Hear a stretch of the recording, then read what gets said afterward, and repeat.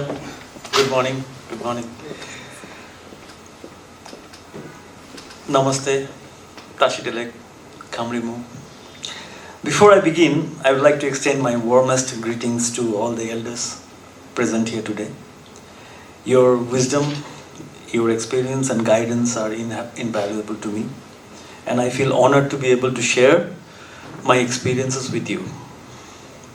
And to those who are of my same age or younger, I want to say that it's a privilege to be here with you as well, because we are the future leaders of our society, and I believe that we have the potential to make a difference, to make a positive impact on the world.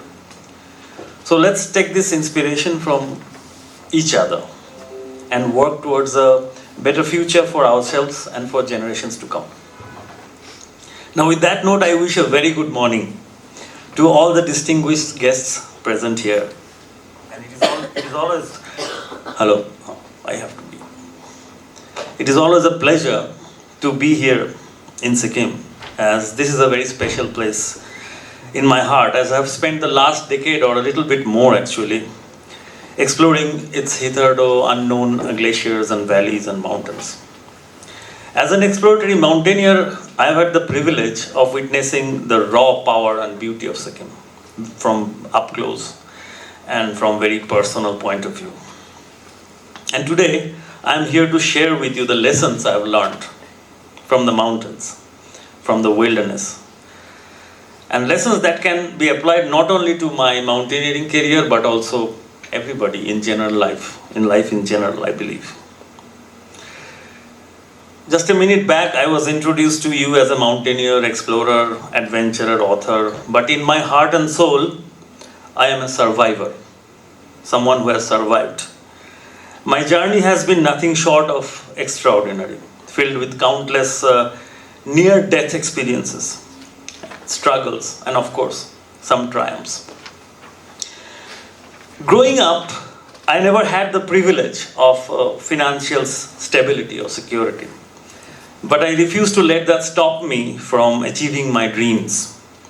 I was determined to explore the world, learn about different cultures, and discover new places. My passion for people, languages, food, music, and culture in general, became the driving force behind my expeditions. Over the last 2 decades, I have challenged myself by exploring new routes, discovering new glaciers, passes, lakes, one of them in Sikkim. Now, these experiences have enabled me to add to the existing knowledge of the world, mostly geographical, but some even historical. However, it was not an easy journey. There were moments when I faced insurmountable challenges, and at times I came face to face with death. But I did not give up, most importantly. I refused to let my fears dictate my future. I'm going to repeat this. I refused to let my fears dictate my future. And my belief in myself and my dreams pushed me forward, are still pushing me forward. And I emerge stronger every time, wiser and more determined than ever before. My journey, therefore, is a testament to the power of the human spirit, the resilience of the human mind, and the unwavering determination to succeed against all odds. It is a story of courage, perseverance, and passion. So I stand before you today, not as a conqueror of mountains, but as a survivor who refused to give up on their dreams. I hope my story inspires you to believe in yourselves, to chase your dreams, and to never give up, no matter how insurmountable the obstacles it may seem. You may be wondering what all of this has to do with the work of a judicial officer, and I understand that skepticism. What could a mountain climber possibly offer to someone who spends their days interpreting the law and adjudicating disputes? But I believe that there are valuable lessons to be learned from the world of mountaineering, or from the world of adventure in general. Lessons that can be applied to any profession, including that of a judicial officer. Allow me to explain. First and foremost, mountaineering requires a great deal of planning, preparation, and risk management. Every expedition involves countless hours of research, training, and strategizing in order to mitigate the many dangers that come with climbing both at high altitudes or, for that matter, anywhere. And when things don't go according to plan, it is often a matter of life and death for us, which may not be the case for you. Similarly, the work of a judicial officer requires careful planning, preparation, and risk management. Every case must be analyzed thoroughly, and the relevant laws and precedents must be considered in order to make the best possible decision. And when the unexpected challenges arise, it is essential to be able to adapt and respond accordingly. Secondly, mountaineering teaches us the importance of teamwork, communication, and trust. Climbing a mountain is very rarely a solo endeavor. It requires a group of people working together in harmony, each person relying on the others to achieve a common goal.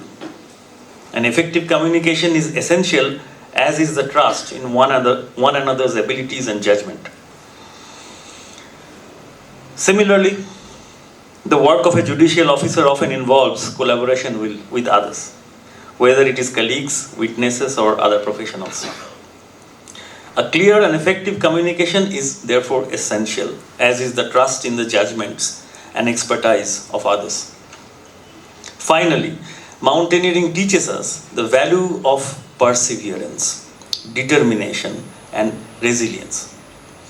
Whether one is climbing a mountain or crossing a desert, it is a grueling, exhausting, and often painful process. It requires a level of physical and mental toughness that most people never have to master. Similarly, the work of a judicial officer can be emotionally taxing, mentally challenging, and physically draining. It requires a level of perseverance, determination, and resilience that is not always easy to summon. In conclusion, while the worlds of mountaineering and judicial work may seem vastly different at the outset, there are many valuable lessons that can be applied to both: planning, preparation, and risk management, teamwork, communication, and trust, perseverance, determination, and resilience. Now, these are all qualities that are essential to succeed in both the arenas. As a mountaineer and explorer who has faced countless challenges and overcome many obstacles, I hope to inspire you to apply these lessons to your own work as judicial officers. Now, with a willingness to learn and with a spirit of adventure and a commitment to excellence, I believe that anything is possible. In the first part of my talk today, I will delve into the topic of motivation. Now, my experience in the mountains and on the road have taught me the importance of setting goals, staying focused, and persevering through adversity. I have experienced firsthand the immense satisfaction that comes with achieving your goals and the importance of staying motivated even in the face of setbacks. The officers can take away from my experience the importance of setting specific and realistic goals for themselves and their work. They can also learn how to maintain a positive attitude, focus on the end goal, and work towards the end goal, even in challenging circumstances. And the second part and the last part in my talk, I'll focus on stress management, an issue that is particularly relevant to the judicial officers, given the high pressure nature of their job. My experiences in extreme environments have taught me the importance of managing stress and maintaining a calm and level-headed approach in challenging situations. I have learned how to control my emotions, stay focused, and make rational decisions in high-stress situations. The judicial officers can benefit from my experience, I believe, by learning how to identify and manage the stress triggers in their work and personal lives as well. Therefore, let's embark on this journey together and discover the power of determination, perseverance, and human spirit. I thank you all for coming here today, for sparing your invaluable, precious time. This is not going to be a typical classroom or a management skills program. It will be more of sharing than a one-way communication. So, are we ready?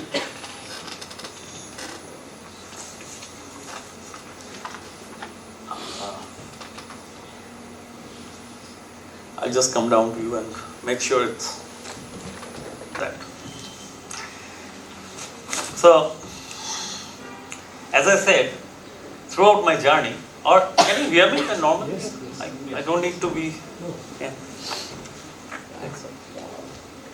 So, throughout my journey, I have learned that motivation and stress management are crucial components that determines one's success and happiness in life. So, the first session is going to be motivation. Lovely. So, what is motivation? Now, we all know, motivation is the driving force that keeps us going despite obstacles and setbacks. Something that motivates us. It is what fuels our passion and helps us achieve our goals. Now, for mountaineers, normally a motivation is to reach a summit of a particular mountain. But let us now enjoy a short video of an exploratory climb that we did, me and my two friends, in Ladakh in 2021. And this will give you some idea of what motivations can be for exploratory mountaineers, and we'll take it from there. So, brother, can you click on that video, please? In the middle of the square.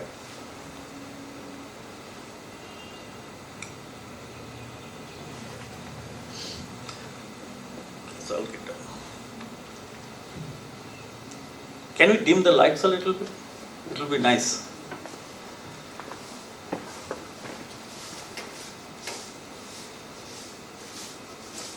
There's some sound. Yes.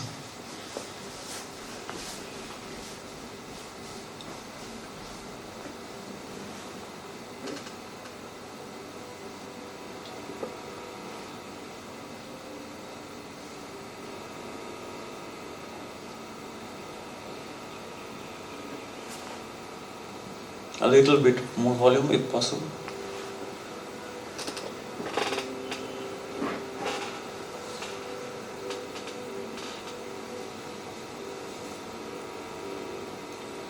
So here you have three people, three friends. We have decided to climb a mountain which nobody, and when I say nobody has climbed before.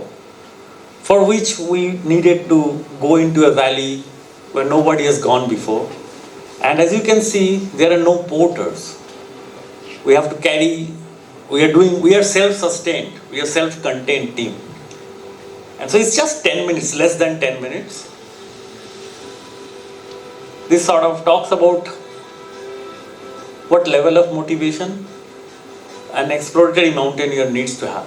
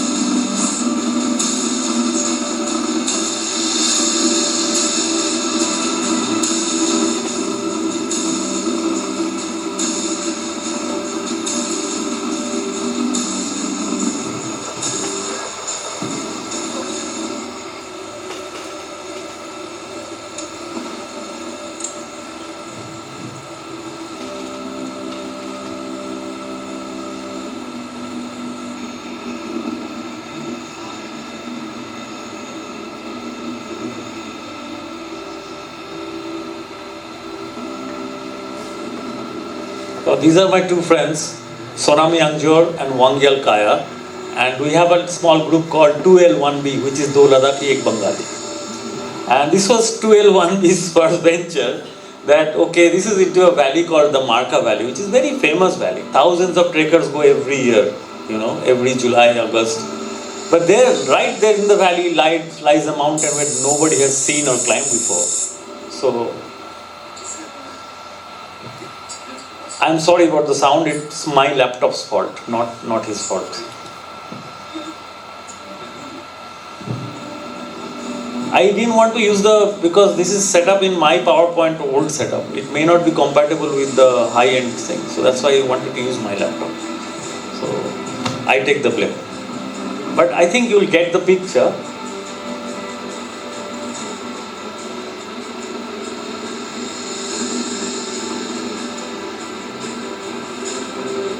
So the reason for showing you this in the very beginning as a part of motivation is,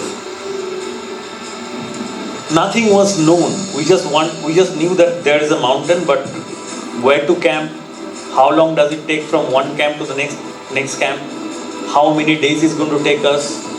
We didn't know anything. So, in a nutshell, that is the essence of discovery.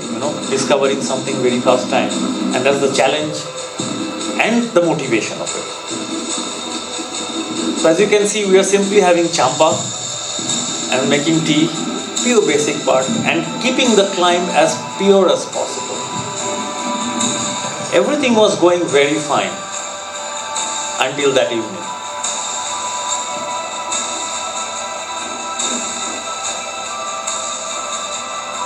And we are all very heavily laden. Everybody is carrying at least 20 kilos in their packs. This is making a platform where we are going to pitch up the tent. And as you can see, the sky has already turned grey.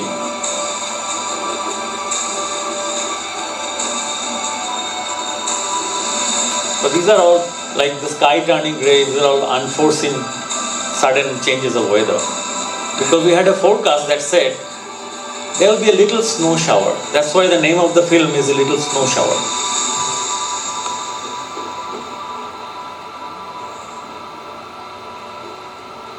And anybody familiar with Ladakh will know that it is known for its fierce winds. It's always almost stormy most of the time. So here we settle down, thinking next day or next morning we'll go for the summit.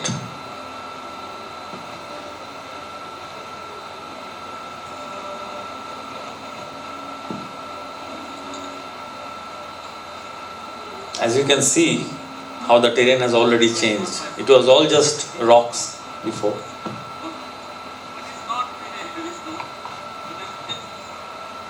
I'll just say now, because it was not a heavy snow till then, but we thought, okay, we'll wait out one more day because there was no visibility, and maybe we're waiting for getting the snow to be hard and compact so that we can climb safely.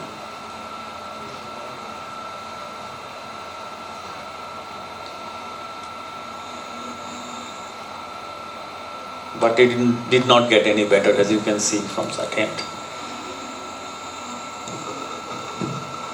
And it got fierce and fierce as the day progressed. And there we were stuck in one tent, just the three of us, thinking how to get out of here.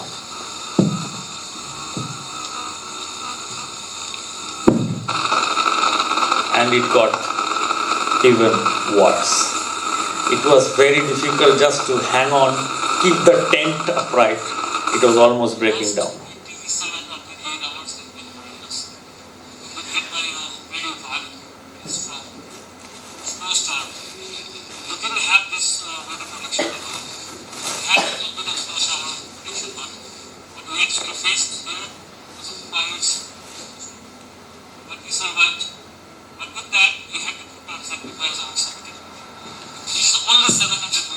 So we are very close to the summit, and you see, this is the situation. We are now unpitching the tent, and we are deciding that our lives are more important than the summit, because the mountain will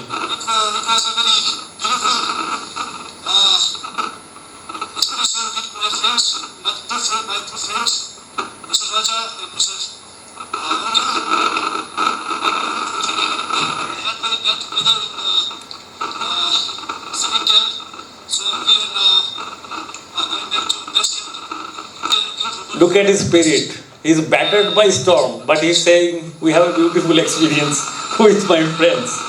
That's the spirit of a climber.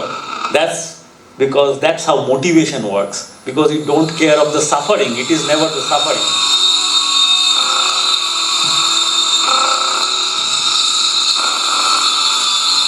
Just some fun moments from the expedition. This is before the storm came in.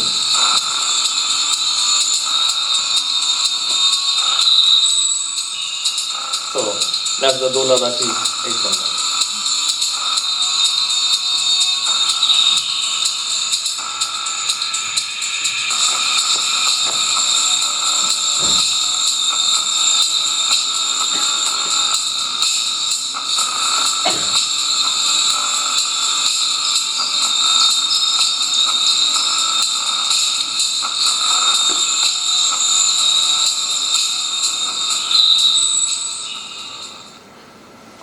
So, can we go to the next slide? Where do we? Yeah. So, okay. So what happened is the next month we went back and we climbed the mountain that we wanted to. So it was not over for us. And it created history again, published in all the mountaineering journals across the world, in England and in US. So this is not over, It always comes with some sort of obstacles that you did not expect to come. But of course, that makes the challenge worth taking. So one little film of 9 minutes, which I started demonstrating about what motivation can be. Of course, there is no fixed definition of motivation. Where should I point this to move?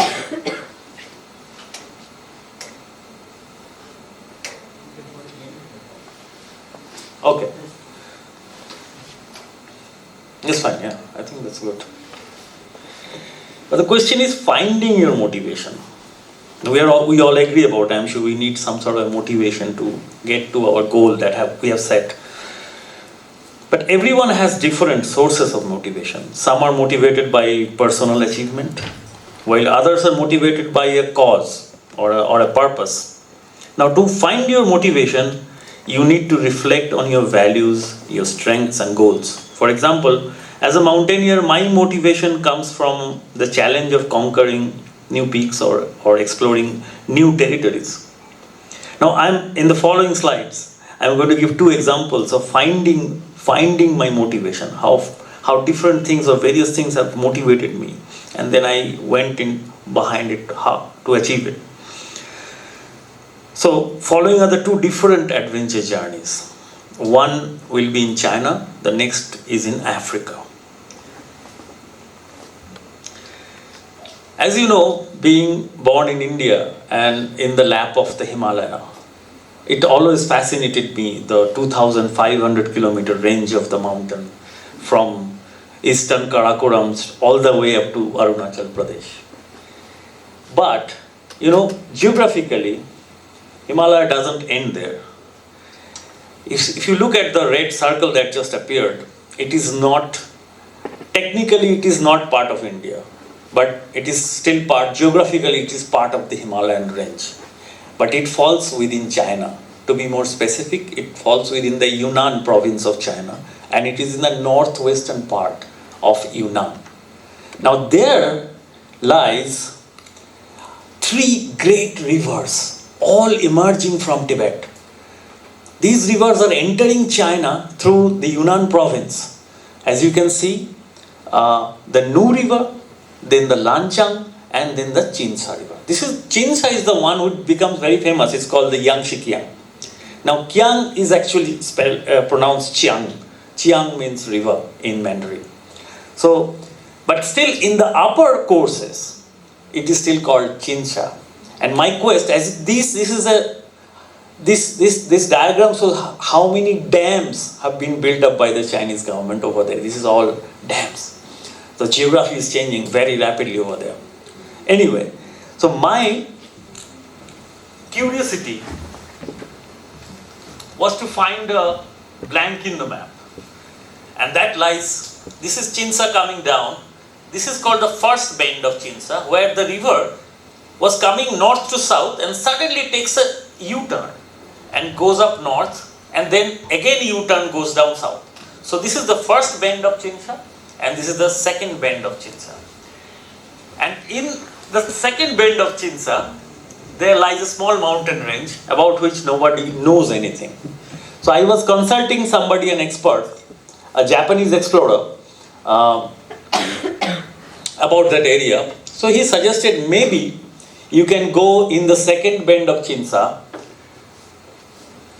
that's the area, and try to find out what lies there. Because Google is banned, there is no proper mapping done there, but we go with purely academic interest. See, my point of motivation, explorer's interest. There is no need. Who would like to go to China alone? And then you felt, no, I felt that compulsion. No, I must go, and this compulsion. I must go and fill in the blank, what lies out there. So this is what Google Earth, our Google Earth was telling me about that region. This is that snow range.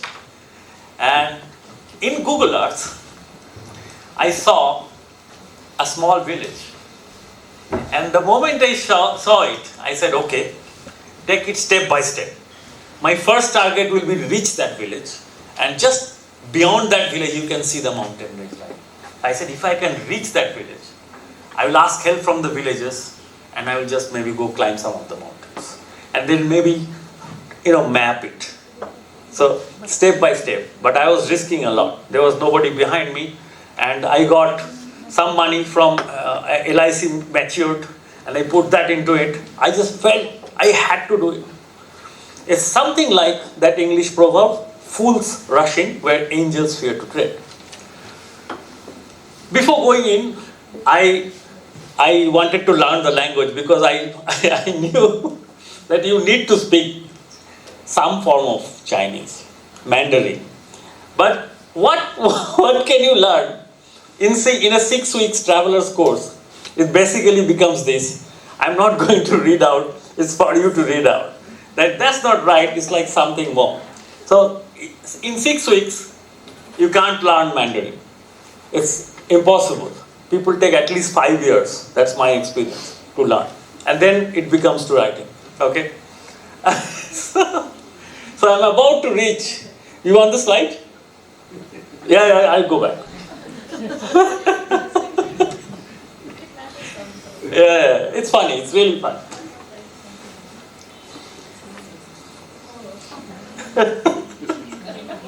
Tiny pony, yeah, that's very good. Yeah. Done? Okay. So I reached this village, which is the one before the last village we have seen. It's called Shankauhan.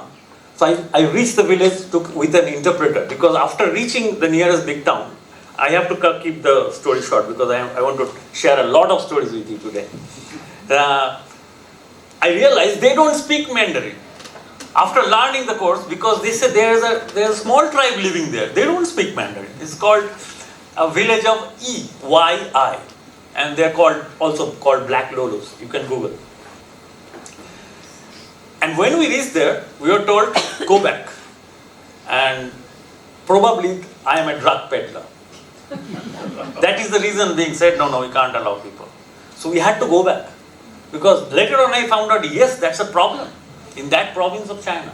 And if you are a drug peddler, what do? They burn everything and they kill you, of course. There is no way coming back and nobody will know. So I came back and I went to the school. I had a free afternoon. I visited a local school. And it was lovely. And the kids are same everywhere. Before, they come, they, build something, make something in their minds that people are different, races are different. Kids are universally great. They are pure, they are divine. And wherever I went across the world, I wanted to meet the kids. This is one moment. There was no understanding of language exchanges, but it was divine. I was having a great time.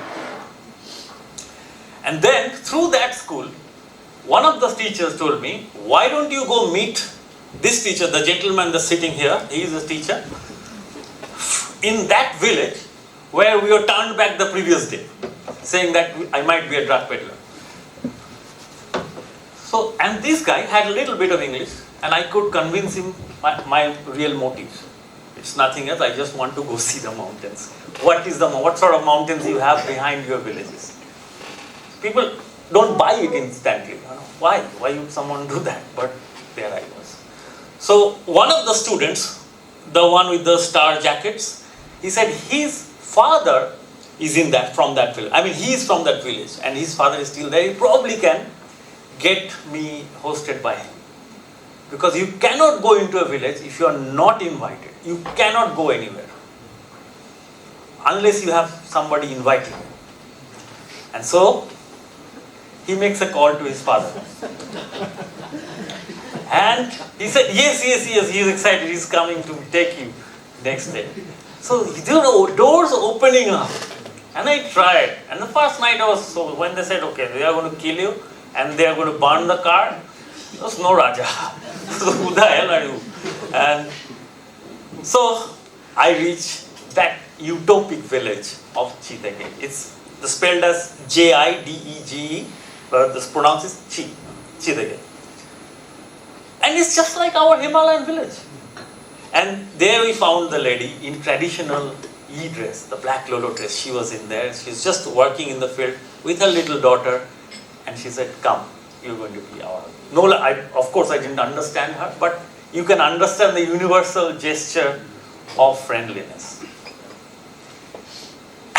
And the little girl was so shy, but we followed her. I love this photograph. This tells you so much. Similar doko, you see. Yeah.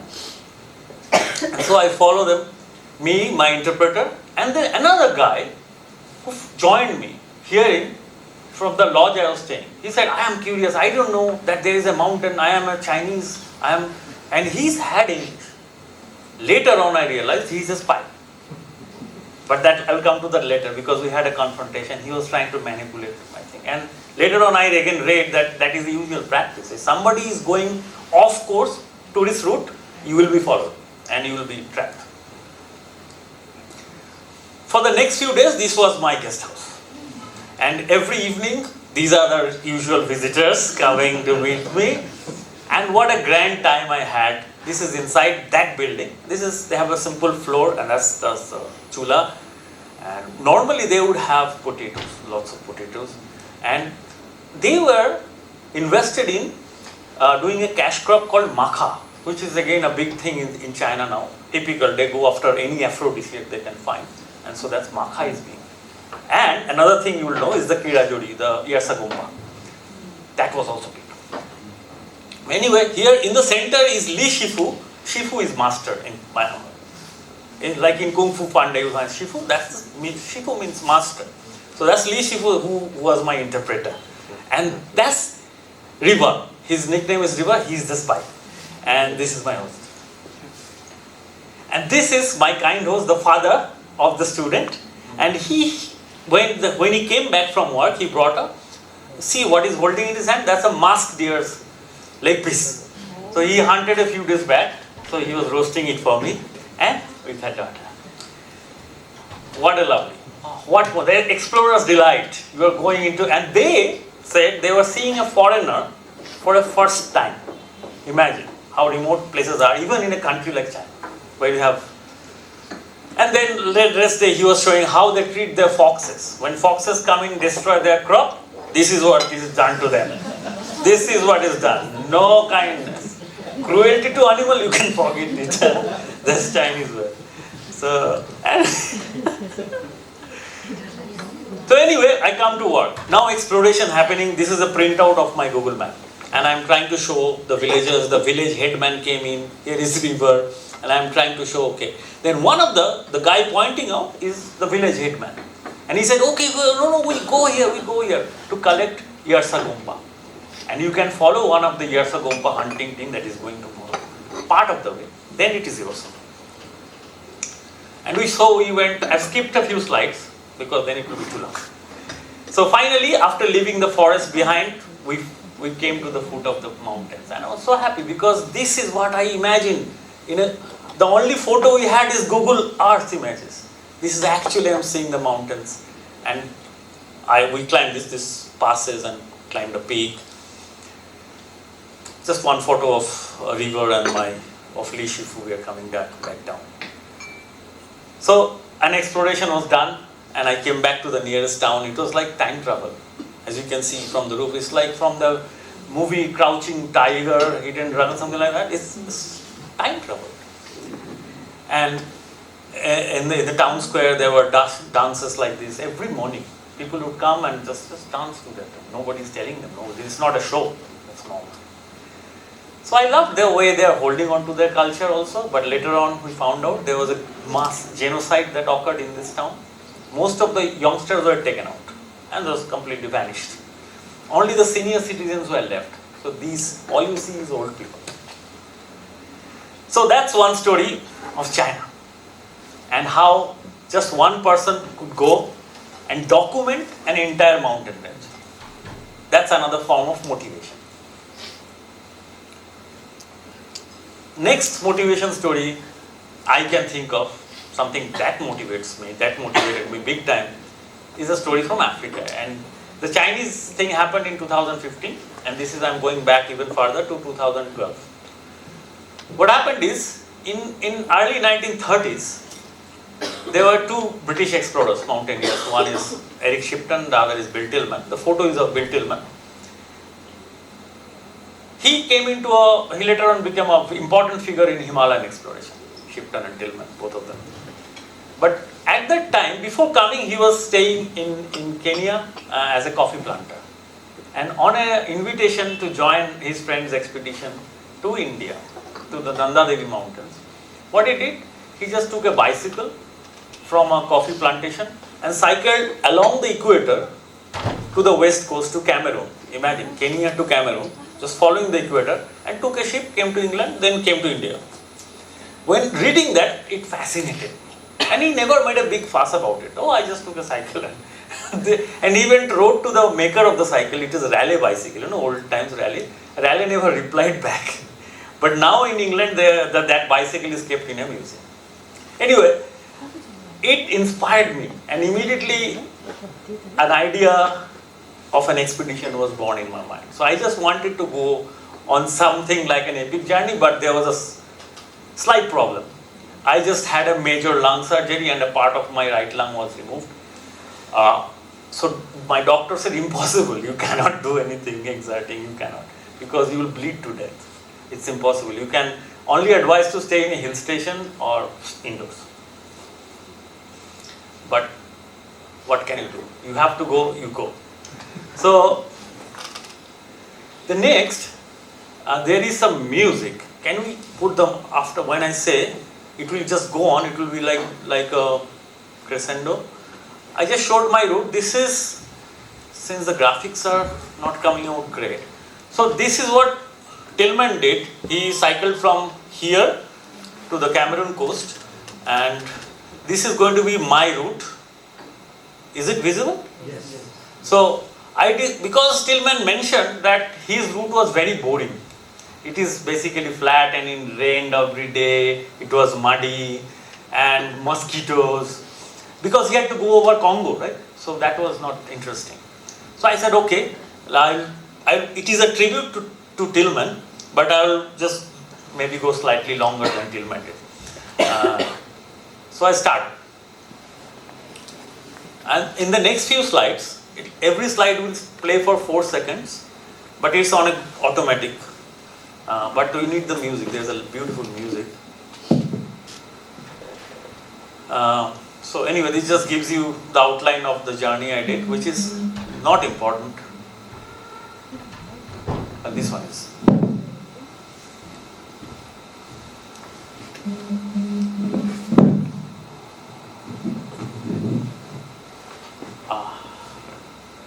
There's supposed to be sound.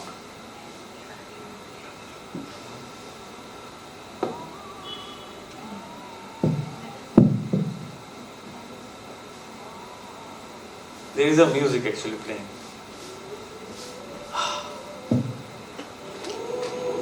Yeah. Yeah, that's nice. So just enjoy the slides, everything.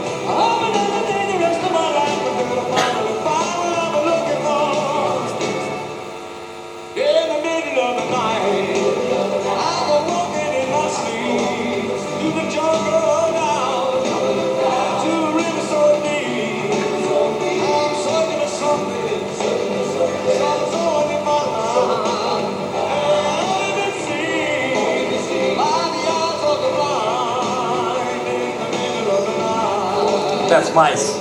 That's the delicacy, yeah.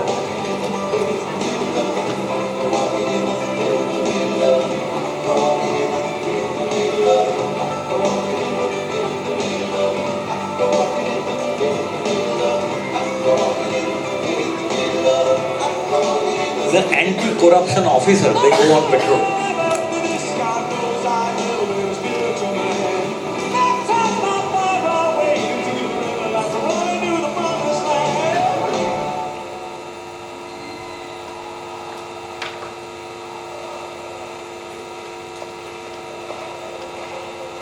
That's the famous Victoria Cross. In the middle of the night, I go walking in my sleep through the desert of truth, to the rivers of peace. We are in the ocean, we're starting the street. I'm carrying along by the river of trees. In the middle of the night.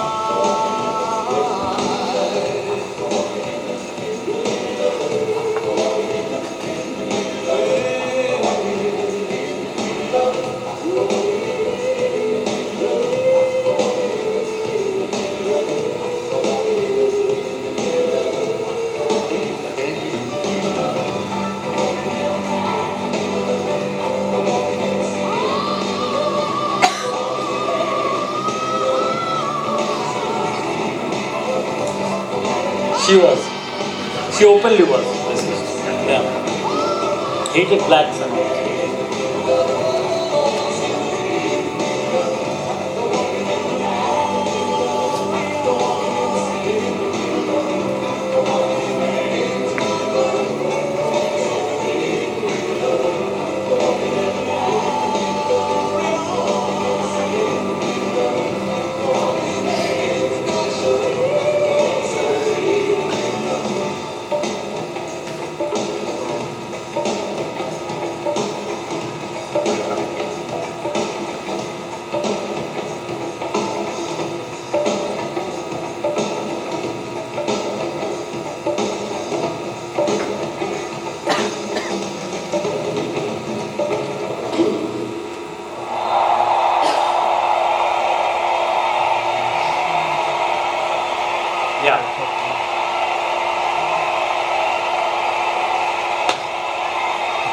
That's intentionally clear. A lot of people class. So, yeah, this journey was different. The first part of motivation was I want to document, discover some big mountain range. This motivation was more of a self-discovery. I was meeting a different Africa. The moment we hear the word Africa, we think of giraffes and lions and half naked people dancing. That's being the stereotype has been made into our mind with popular media, with movies and everything. So Africa means something like. But then I realized the people, best people, some of the best people I have made in the world are probably in Africa. They're hearts of diamond. And everywhere I stayed, like nearly 5,000 kilometers, I was always welcomed into their homes, shops, churches, schools. I spent night there. They even gave me food and gave me contact for the next day. How long are you going? Where are you going to stay? So every day, as I wrote in one of the slides, I was counting kilometers by the friends I made. Every day, I was finding a new friend. So this motivation brought me. This is the reward. This was the reward. I didn't know what I was going to find at the end of the journey, but I found a lot of friends and I discovered myself. So staying motivated, coming to the next, first was finding your motivation. What was motivation? Then finding the motivation. It can be, from my perspective, of course, was finding a new mountain range or finding myself. But now the journey is long and it is unpredictable. It is not always as you plan. So staying motivated till you reach the goal is also very important. So I've written, for these title slides, I've just written down, rest I basically talk on, share the story. So to stay motivated, you need to have a positive mindset and a support system, of course. Surround yourself with your people who believe in you and your goals. As a mountaineer or adventurer, my support system includes my team of fellow climbers, sometimes family members, and we motivate each other. What happened during China, I was completely cut off because there was no way. That's why I felt very helpless. Only they allow a VPN, it's called, where you can go in cities, only WhatsApp was allowed. But so I could stay in touch with them, but there is no Wi-Fi zones where I was, so I could not stay in touch. But during the African journey, I could send text to people. I have reached here, there. Back in the days, I had a Nokia Asha 200 or something. So there's no Google and GPS. But getting an SMS from my friends and family and letting them know I'm alright, I'm moving on, was very important. So support system was built on. So again, I'm going to show you another video. Please make sure similar sound is needed. This is a video story of staying motivated, because this is a video of me crossing the Sahara Desert, nearly 2,500 kilometers alone, and it gives you more solitariness and more adventure. A click is needed in the center.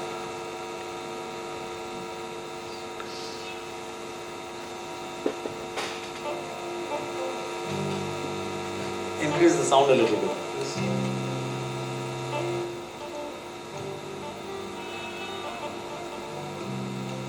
That's my home where I'm getting used to my bicycle.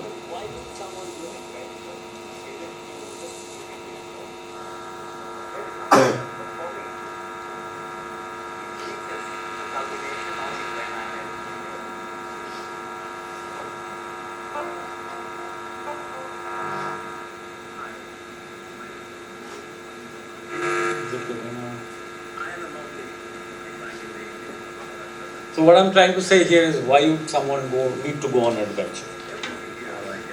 And for some it may be just you do something and keep it within yourself. And for me it felt, if the adventure is complete only when I'm able to share it with somebody.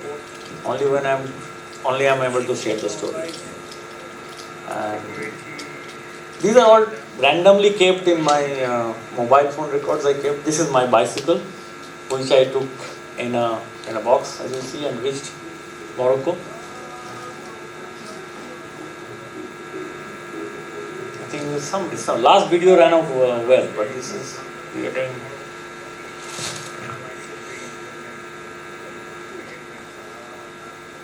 No, it's not doing great. Shall I continue on this? Shall I just talk about it? What do you say? I can talk about it. Otherwise, it just becomes Charlie Chaplin. I have to also do physical action otherwise to keep you entertained. But what happened is, I think I can do one thing. The video file is in the folder itself, outside the PowerPoint. I can play it, maybe that will be better. But anyway, just leave it, save time.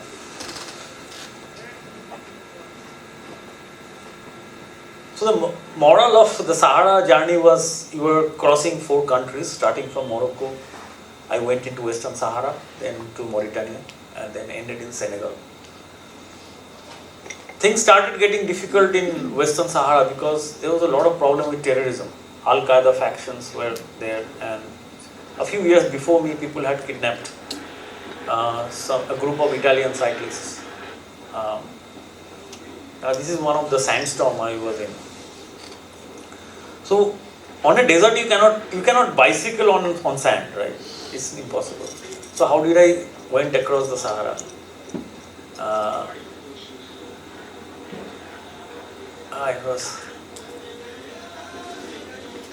I can share the link later on with the group. People can have a better.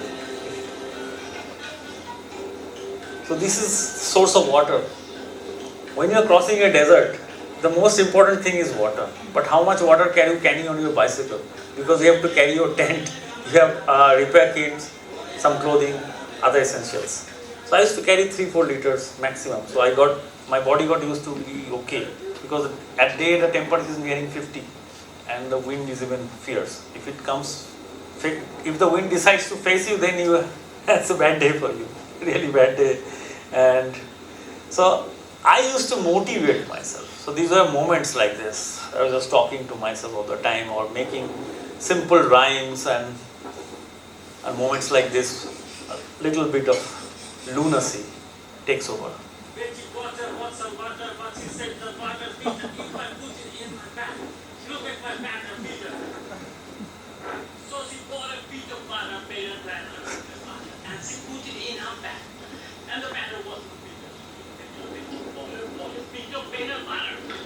So there was my support system, that I was not losing control. Every morning I would wake up, shave, shower, where the water was, which would be maybe once in a week.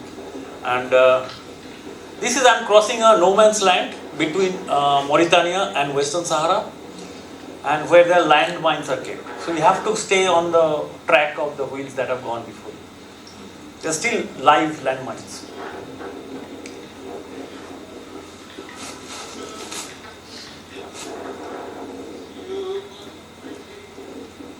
That kept all those strange moments where basically it was me, myself and my shadow. Also, I named my bicycle Sitaharon, a Bengali name from a Bengali novel. Sitaharon, referring to the Ramayana where Sita was taken. So that's Sitaharon. And because there was a funny comedy novel called Shahara Sitaharon, is Sitaharon in Sahara. So I decided to name my bike Sitaharon. Finally, Sitaharon will be in Sahara with me. And that was why he was named Sitaharon. Anyway. Because in the end he knew that nothing is going to change in my life. Except for inside, I'll be a different person.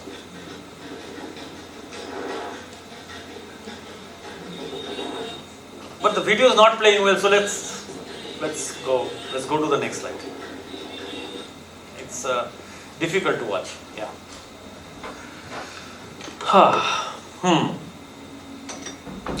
So overcoming obstacles. So first, motivation. What is motivation? Finding your motivation, staying motivated, and then you overcoming obstacles is another part of. Just finding the motivation does not do the job entirely. So obstacles are inevitable in any journey, as we all know. It is how we deal with them that determines our success. To overcome obstacles, you need to have a plan and be adaptable. When I encounter obstacles in my climbs, I break them down into smaller, more manageable steps. Now this helps me stay focused and motivated. What happened in Sahara, unfortunately I could not show it. When I was crossing a leg in Mauritania, about 200 to 300 kilometers, I don't remember exact distance, leaving a very hostile tribe. They are called the White Moors, M-O-O-R. And when I was passing through them, first thing happened, you are cycling in the Sahara. You are meeting a person after 100 kilometers. It is nothingness. So when you finally see another human being, you are happy. You want to talk to them, and you are all covered, because that's how you should be in a desert, because it's sand everywhere. And then, so I reach a village. There are not permanent villages in Sahara. They are all nomadic. They have to keep moving, because wherever the water is, they come. So I reach a village. First you have to make sure from the distance this is not a mirage. It is true, because from the distance it may look, it may be not there. And then when you reach a village, I could see kids, and I was so happy. I stopped my bicycle and I opened up my turban and tried to take out my camera. I thought the kids were coming too near to me, and then what happened is the kids picked up a rock and started throwing towards me. It must be a joke. Must be they want to be being naughty and something. And then I saw more kids coming in, and everybody shouting something similar. The sound was similar. I couldn't get it. I said, okay, no, this is no playing. They're not playing. They actually want to hit me, because one of the rocks went very close. So I moved on. Then I reached another place where you have a small shop, where you can buy everything, like middle of nowhere kind of a shop. There I wanted to, and seeing a shop is great. You want to buy water above anything else. So the moment I appear in the shop, the person looked away from me. And I'm saying, water. He's not listening to me, as if he's deaf. So I pointed towards him and took out a note and showed. Then he took the bottle and threw it there. What's wrong with him? And I gave the note. He gave me the change without even making an eye contact with me. Must be a weird person. I moved on until I reached the next place where the same thing happened. And the same night, I think either something is wrong with me, am I looking like a monster or what? Then I reached an army camp, and they told me, I told them, this is, what's wrong? No, this is normal. You are a foreigner, and what they call you Nasrani. Nasrani means being born from Nazareth. You are a devil in their time. Nobody likes you, get out of it. So that's another problem you never plan. You plan for physical training, you plan becoming an expert in cycles. What if hatred gets you? What if religion gets you away? So this was revealing to me. And they were so much devout to that religion. Anyway, so that's an obstacle you need to overcome. So you just keep your head down, quiet, and I passed the 300 kilometers as fast as I could. So next is another film. Let's hope it plays. This is about overcoming obstacles in climbing step by step. Next, I can do the next one.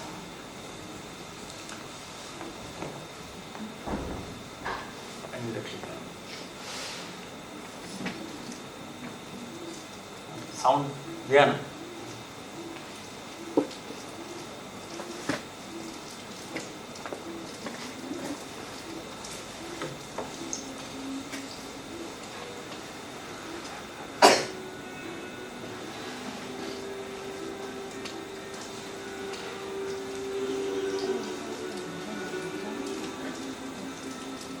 This is a mountain called Nanda Devi East. Tenzing Norgay, in his biography, Man of Everest, he wrote, when he was asked after climbing Everest, one journalist asked him that what is the most difficult climb you have done? Tenzing replied, they expect I will say Everest. It is not Everest, it is Nanda Devi East. So I had the chance to climb this beautiful mountain, which is in Uttarakhand, in 2014.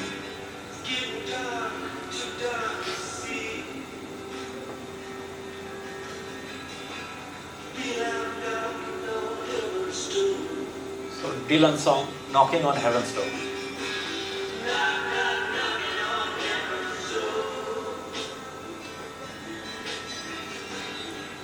On both sides, you have a drop of 6,000 feet.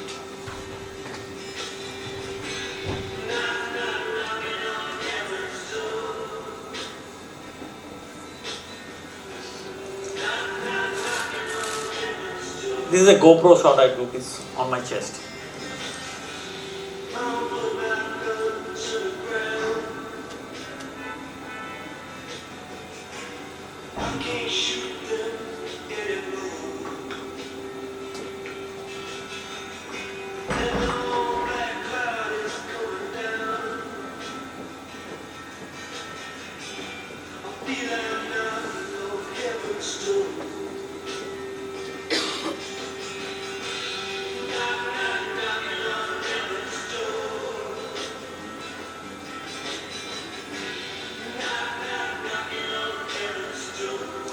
the mountain.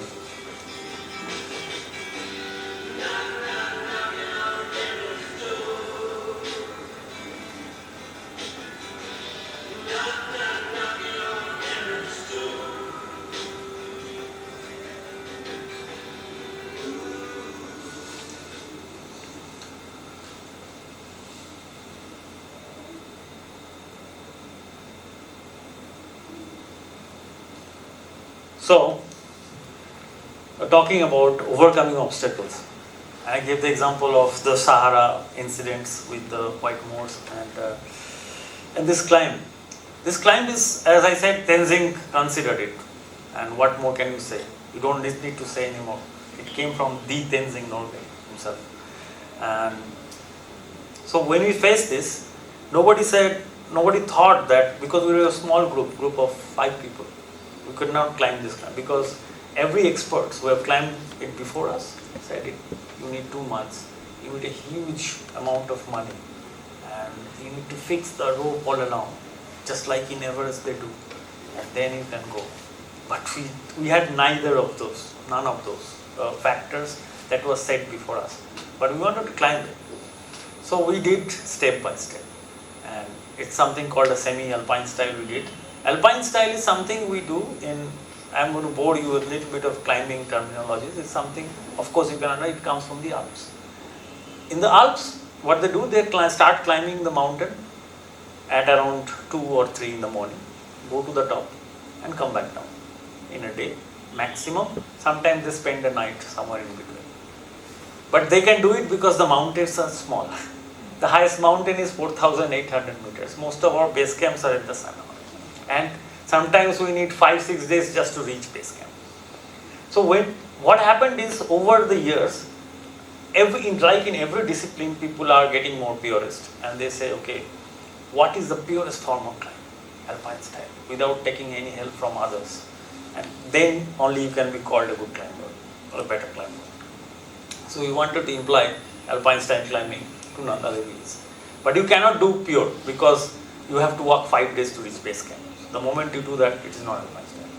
So it's called, nowadays it's called Himalayan Alpine style. And we climb from base camp in push, just one go we are going. We are not allowed to go up and down many times. So in that way, we fixed our rope. We have a limited kind of a support system, which is rope. Ropes are, in a climbers, we call it our lifeline.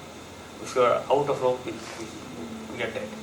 So we, using the same lifeline over and over again, by pitch, step by step, we went. And just getting there is not important, it's half the job done. You have to come back safely to share the story. Otherwise, as it is said, the best climber is the alive climber, the climber who is alive and is having a laugh. So with that, I end the part of motivation. I think I have spoken for 1 hour now, at least 11.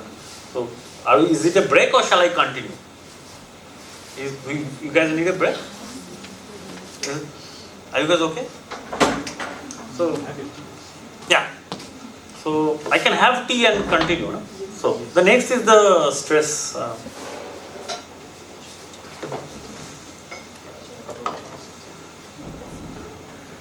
This is a photo I took in Sikkim. This is a mountain in West Sikkim called Tinchin Kham. You may have heard of it. It's nearing the summit. It was very windy. It was a month of November and very cold. I took a photo of my friend Tendu. Tendu is just ahead of me. He's reaching the top of the ridge, and you can see the snows all coming out. So take a little breath. People are going out, I think. So yes. I thought of just sharing my stories. I mean, instead of consulting and quoting management gurus, I mean, that's not my thing. I'm just trying to share whatever I have learned, and I hope. We are feeling, here we are. Where have you gone? No, but your job is very difficult, which I cannot do. But I believe we have things to learn from each other. Actually, I was just wondering what your family thinks about all your adventures. They have given up on me, so yeah. No, not really, but over the years, in the beginning I said I'm a survivor. If I died, they would have thought other way. Since I could manage the problems, I'm lucky. An accident can happen to me in my next expedition because compared to nature, we are nothing. But actually, not even a speck of dust. One avalanche can take us away and nobody will even find the body. So I know that. I approach the mountains with humility, great humility and knowledge and courage. Yeah.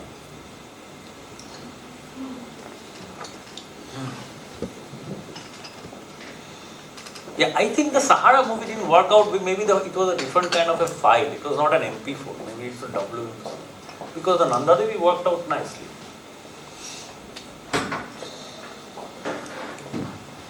These are laid out in books and YouTube lectures. You have so many things available these days. So I think what is important, what I learned is identifying what is triggering the stress, identifying the main problem, what is causing the stress, and then addressing it. So I will just keep moving to action. So identifying the stress triggers. So I come with my latest problem. This is a big mountain wall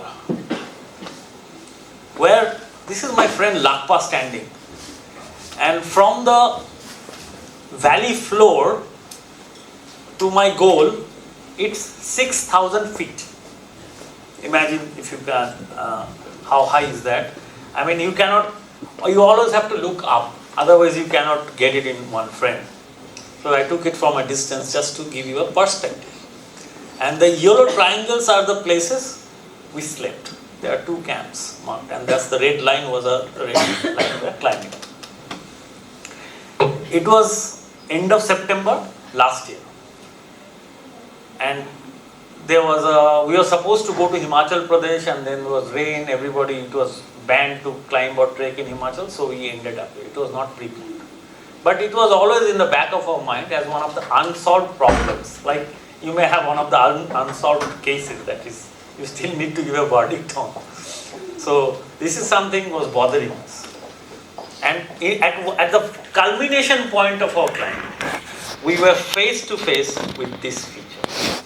Now this feature is called a serac. S-E-R-A-C. Serac means an ice tower. And where you see all these icicles are coming down. And this, what has happened is the dark ones has actually broken down from there. They are like the avalanche debris. We needed to climb this. And we started climbing. Not a single person was in the valley. There was nobody. We had no base camp. It was just me and my friend Lakpa. 2 guys climbing. Right here, that's Lakpa climbing. I am belaying him. He's on a rope. As Lakpa starts to climb and reaches that area, a big chunk from there breaks. And it comes into my direction. I am completely frozen.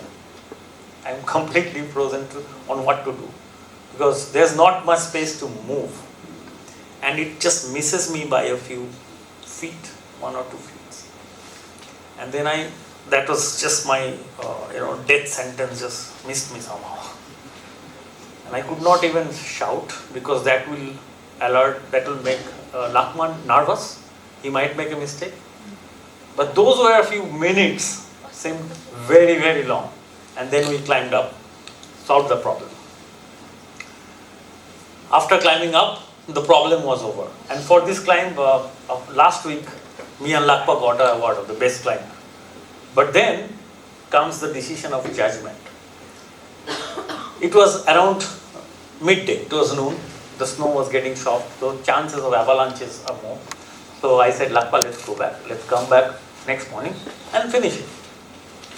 So as we went back down to our camp, that night, the entire route avalanched and it was changed. And we talked to each other what a decision it was taken. Had we continued, either we would have been swept off the face, nobody would have found our bodies. Who would take care of our families? So there are moments when you have to take a judgment call based on your experience. There, my experience saved both of us, and we agreed, better be alive, better be safe than sorry. So this is a selfie with you next morning. Both very happy to be alive. And Lakpa is coming today to meet me later in the evening. He stays in Ilam. And this climb, rather this judgment of the limitation to how much you should climb, won us the award for the best mountaineering climb of last year, which was in Mumbai. The function was in Mumbai last Sunday. So then last one is coping strategies, identifying the stress triggers. For that moment, in that standing in that ice fall, while I was belaying Lakpa. Belaying is a climbing term for keeping your partner on rope, making sure that if he falls down, you can hold him. So that's a term called belay. Belaying Lakpa, that I realized this route is the only route to go forward, but it is very unsafe. And it is totally unpredictable. It can go anytime, and it did. So there is no point pushing us further on this. It was like playing a Russian roulette. We don't want to play this with our lives. Maybe with some fingers, but not even with fingers. No? So, coping strategies. But if you are taking challenges, if you are a motivated person, if you want to achieve, if you have set a goal that I want to reach this height, you will have challenges, you will have obstacles, and so you will need some strategies to cope with them. Again, I have a story to share. The first coping strategy was this, that you identifying the triggers. What is the problem? We could identify in time and could come out. And later on, when we came to network, we learned that it is the same morning, 4th of October, world's biggest number of casualty happened. People died. 26 people died in one mountain accident. And that is, unfortunately, India. The India's most prestigious mountain institute is in Uttarkashi. It's called the Nehru Institute of Mountaineering. And they were taking trainees to the top of a mountain, and one avalanche killed 26 people, including 2 instructors. It is the same morning. You talk about providence, divine intervention, I don't know. Somebody was telling us to get out of there. So coping strategies, something very close from Gangtok. Something very close from Gangtok, which happened in February this year. Now I have to tell you a story, because I think I am good in time. I am managing time well, right? Yeah, I have half an hour more. I heard it 21 years ago, back in 2001, when I was visiting a place called Latpanchar, which is, you must be knowing where is Latpanchar, near Kalijora. If you climb from Kalijora, if you continue on the reach to Karshiam, there is a small place called Latpanchar. It used to be a Shinkona plantation area previously, in the British period. But now it's a village, and now it forms the northern border of the Mahananda Wildlife Sanctuary, the Sukna forest. When I visited in 2001, I heard from the forest guards and the villagers, I had a story that inside the forest, it's the core area of Mahananda forest, lies 2 mountains. It's called Raja. There are 2 mountains, twin peaks, Raja and Rani Pahad. They call it Raja Rani Pahad. And the story goes that in the Raja Rani Pahad, when there was a Lepcha king, whenever there were some battles and wars, they used to hide the king and the queen in one of the hidden caves in one of those mountains. But nobody knew where are the caves. And people have tried before. Even the locals, we met and recorded this time, in the 80s they really wanted to look for the caves. But in 2001, along with a few friends, we could locate the cave on the face of a mountain called Raja. On Rani, there was no caves we could find. And mind it, this forest is not flat. This forest is like this. So the problem is, when you are standing below a cliff, you cannot have a full view, because you cannot really go farther back to have a good vantage point, to have a full face view. You are always having to look up. So it's never giving you a good viewpoint or point of view. Anyway, we could vaguely see outlines of the cave, because the forest cover is thick. You can hardly see portion of it, outlines of maybe that's a cliff. Maybe there's just a hole. Who knows? Maybe that's a limestone natural occurring hole. So after nearly 2 decades, more than 2 decades, finally I wanted to address this problem because it was bothering me. It was half done. I attempted and failed. And you know, if you have given me 2-3 more minutes, I will tell you the story what happened. When I reached in 2001, I was standing on top of the cliff. When we reached, first we went below, wanted to climb it, and saw the rock is rotten. You cannot climb up it because everything you hold is actually coming apart. Because it rains so much. The weathering has really caused, there is moss, layer of algae on the rock. It's not for climbing. So, but there is another way. You could use the bushes and come out to the top.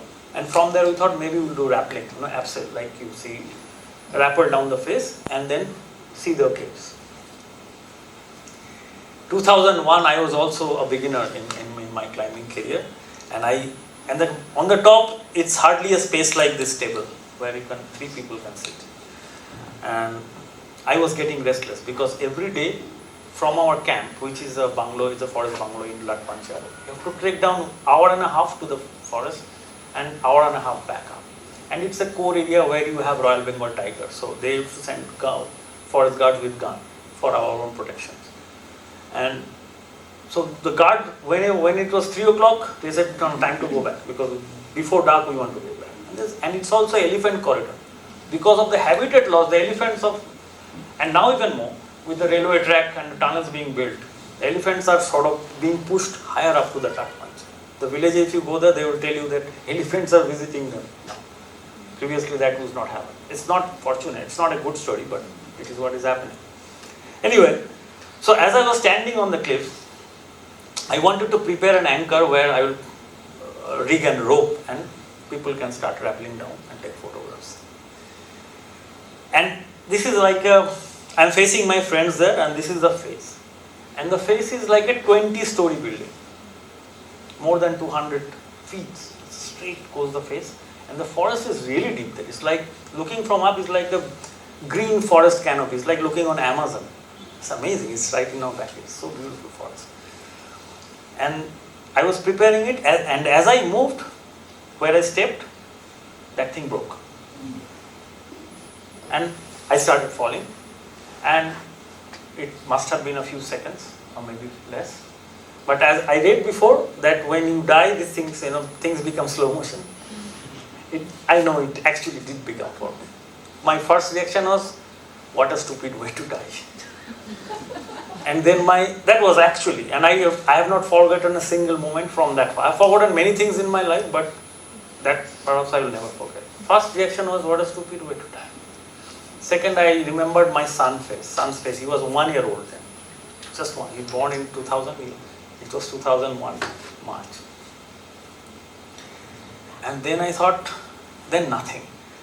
Then it was, while I was doing all this thinking, I was not doing anything, it was coming. My body was trying to go on into reflex. And it was trying to keep myself attached to the rock face. Which I don't know then. Which I realized later because all my nails, everything was torn apart. Because I was trying to hold on to the rock. But my momentum was taking me below. And then there was one point, the rock from diagonal becomes overhand. So you will just go fly away. Sometimes it becomes like this, so you don't have any contact.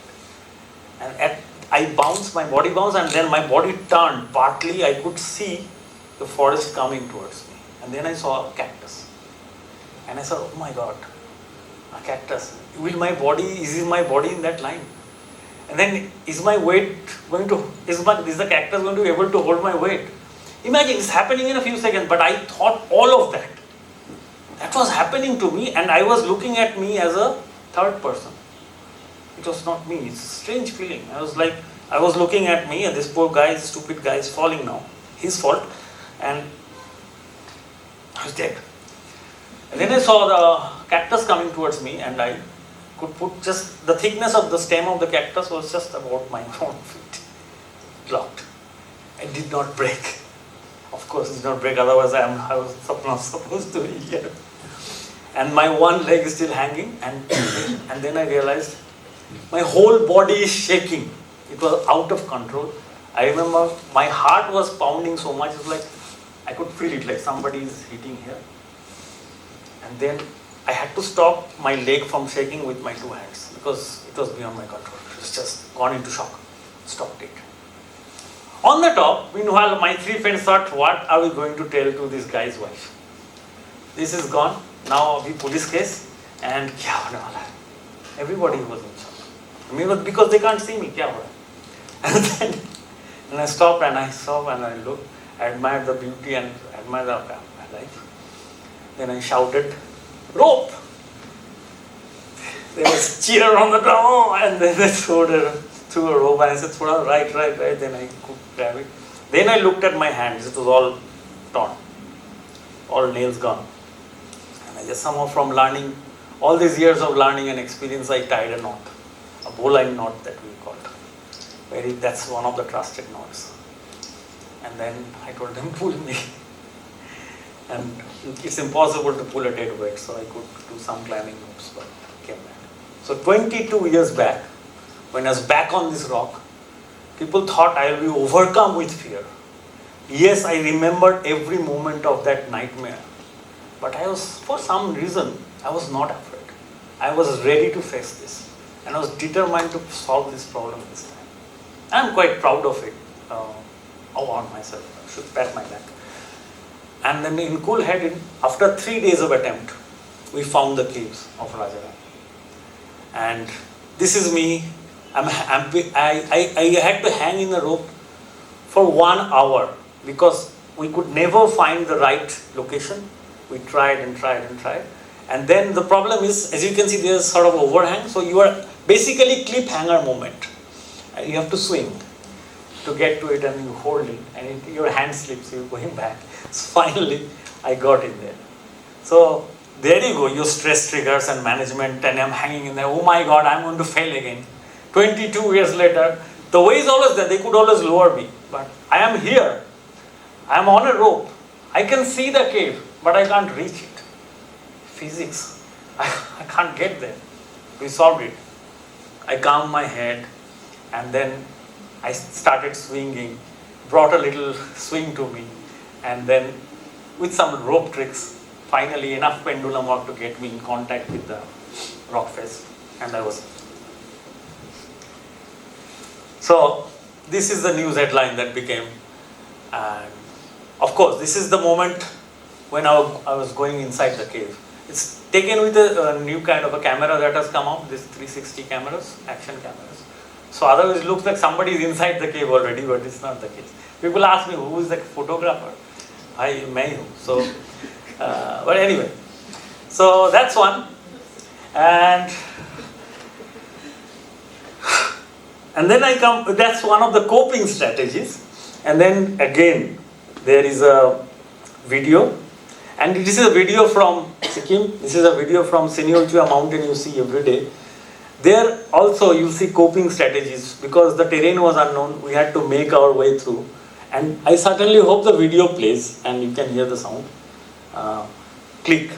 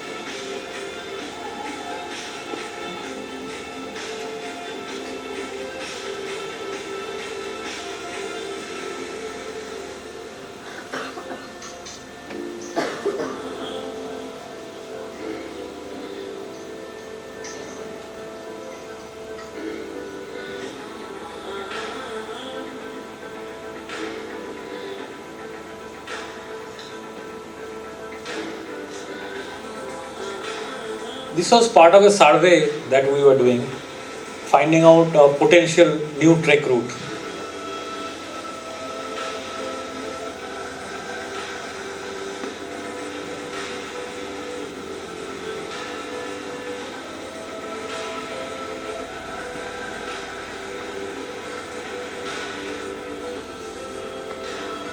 Obstacles.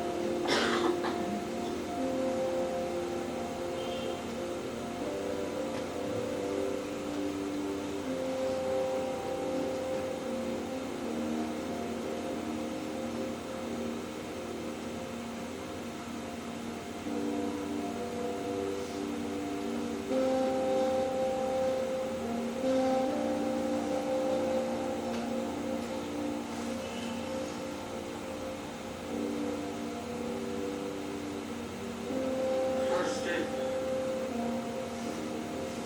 exploration and discovery, is imagination. Signature sought space, the beautiful glacier, and the newly discovered lake.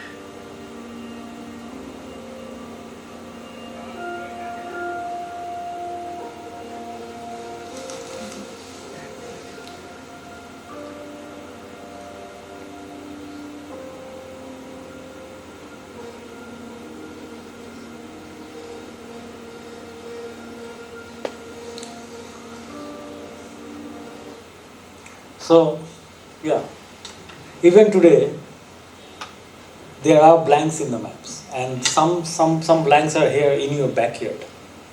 You know, Sinyolchus, this is in the Zumthurphuk Valley, and we were rewarded, as I said. It was a discovery of a huge lake. It is slightly smaller than Changu Lake, and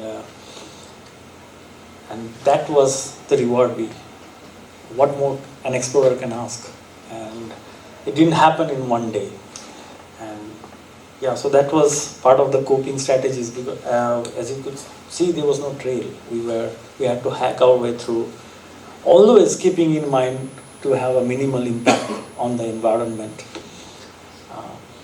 We had to build bridges wherever we needed and clean everything as we came back.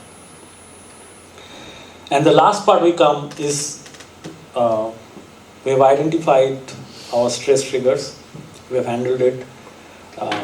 We tried to cope with it in different ways, and now the most important thing is to staying alive, building a resilience that you stay similarly motivated like the day you started till the time you have reached your goal. And for that I have also kept a short movie, but I need to tell you a background. And this is basically the end of my session. Are we in good time, sir? Yes. I have 10 minutes. So. So this was back in 2013, and we were climbing a big mountain, 7,000 meter mountain called Trishul. It's in Garhwal, it's in Uttarakhand, and that year the Uttarakhand cloudburst, the infamous, now you have a National Geographic documentary on it. They call it the Himalayan tsunami. It happened, and we were caught in that. And for 6 days, we were stuck in a camp, very high camp. We could not go down, we could not go up. All our food was gone, all our equipment was gone. What follows is the survival story. And in the end of the day, the motivation was such, and I'm not making it out. After I made sure, because I had some clients with me, after I made sure they're gone down safe, me and my climbing partner then was a guy called Thendu from Darjeeling. I told Thendu, after all this we have been through, because we did not eat, whatever food we had left, we gave it to the clients. I am not going back down without climbing a mountain. Otherwise, all this, whatever you call it, suffering or sacrifice, I don't know, pain, I want a peak. So this is that film. I think it's 3-4 minutes. It's a 5-minute video. So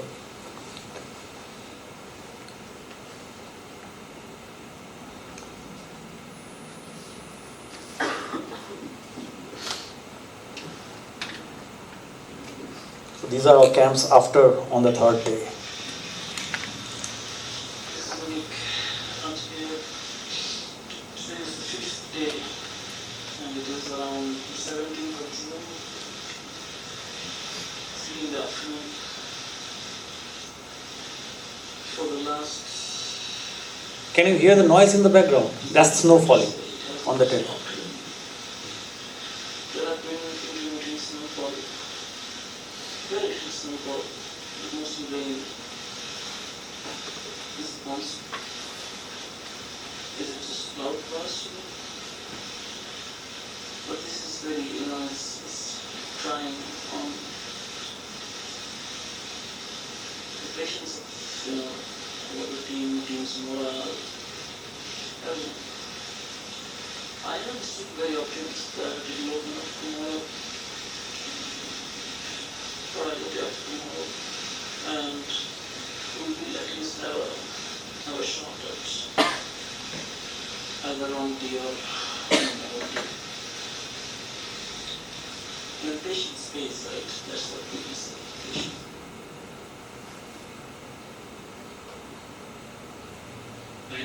June is actually my birthday. Turning 42 today, and that's kind of a nice place, to birthday at. So after surviving that, I am able to contemplate. Just knowing that you're alive. Yeah. It's nice to be alive. Just among this great creation. In any way, coming back to this trip, I had said earlier that in 13th of June we had shifted. 6 days ago we had shifted to Camp 2, and in 2 days we had ferried Camp 3, stocked it up, and even fixed rope beyond Camp 3 almost up to Camp 4. But then from 9th onwards it started to rain, and later on turned snow non-stop, literally. Literally for 3 days we could not count up for tents. And that has jeopardized the fate of Trishul West Face expedition entirely, because now we have a huge 4 feet and 5 feet of powder snow on the west face. Risking avalanche danger, and all our gear is still yet to be recovered.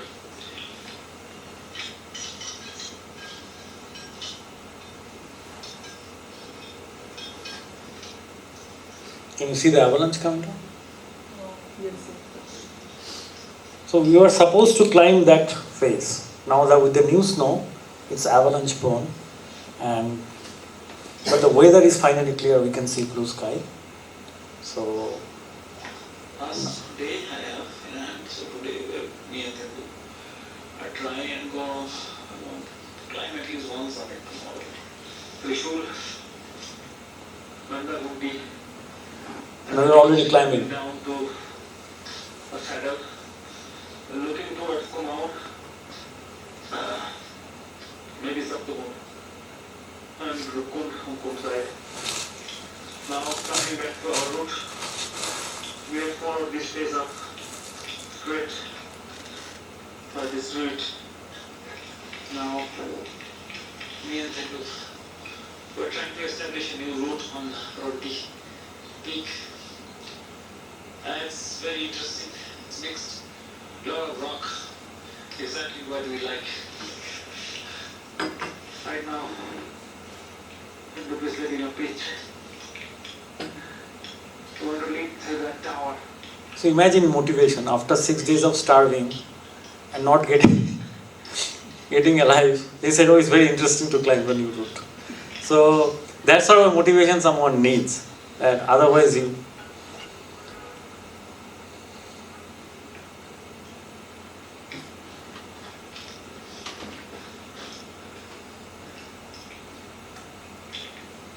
That's Trishul.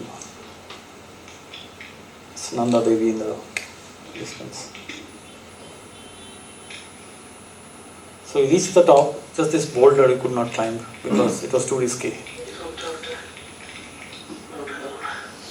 This I say in Bengali, I could not climb this rock tower.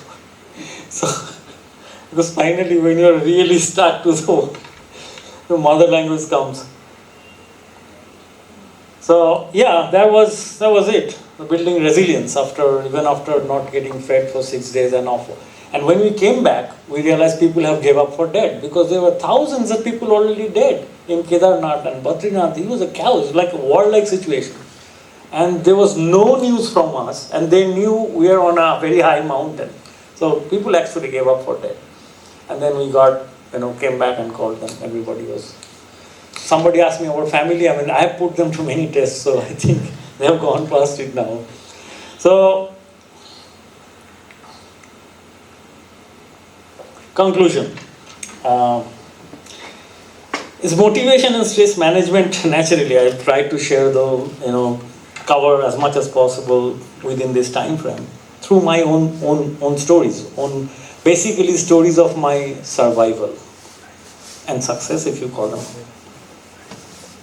So they are the essential components of success and happiness. So if on one side is motivation and stress, the other side is success and happiness. You can't do without the other. If you didn't have a stress, how can you, once you have overcome it, how can you have happiness? If you're not fearful of something, the moment you are facing it, you are brave. If you never face it, bravery doesn't come out. So bravery gets born from fear only. So fear is not something to avoid it. Fear is something to be faced head on. That's what I've learned over the years. And by finding your motivation, staying motivated, identifying the triggers of stress, using these coping strategies, and building resilience, you can overcome any obstacle and achieve your goals. After all, life is an adventure, and it's up to you to make the most of it. So thank you so much. If anybody has any questions, I have finished my formal presentation. And thank you for inviting me, and thank you for being so patient in spite of the technical problems, which is entirely my fault. Thank you again.